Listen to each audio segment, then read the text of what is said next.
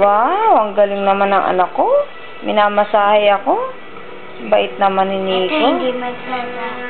Mamaya si Jeje naman mamasahin ang aking kamay. Wow! Si Lola din eh, masahe mo kanina, bunso. Ano sabi ni Lola? Thank you. Thank you po. Wow, ang galing naman. Nag-thank you very much. Ang galing, bait naman.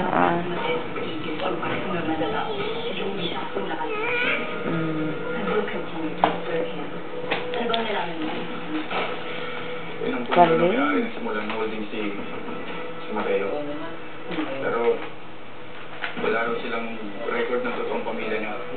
Nakausap ko ng May sa mga Teodoro. Ang alam nila, iniwan daw ng tatay niya si Mateo. Pero mag-iimbestiga pa ako. Ang galing na magmasahe. Wow!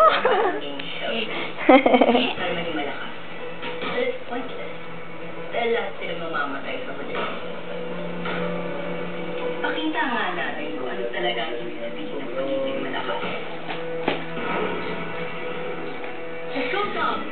Baka may makakita sa'yo.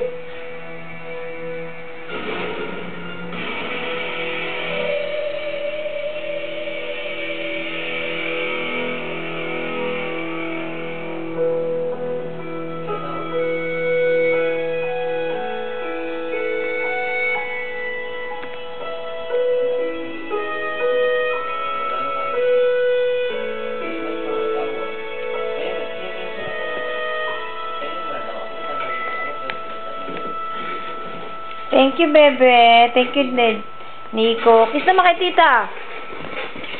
Tama na. Oh, thank you po. Thank you very much. Galing naman ang aking therapy. Jed naman. Si Jed naman. Jed, ako naman. Si tita naman. O, sa kamay naman. Anuhin mo si tita, masahe mo. Marunong ka magmasahe. Katulad ni Nico. O, upo ka doon. Upo. O, doon ka upo sa tabi ni Nico. Marunong din yan. O, paano? Ay, hindi. Yung kabilang binti naman ng tita. Kanina, ito kay Nico. Ito naman isa. Ayan. Paano ba? Hindi ko sa binti. O, paano? Ba ang binti? O, yan ang binti. Ganun. O, tapos ganun. Ikukurot naman eh. O. So do you really think na hayaan ng pumong bantay na takasan mo? Ay, hindi gaano marunong si Jed, no? Ituro mo nga, paano ba? Ito.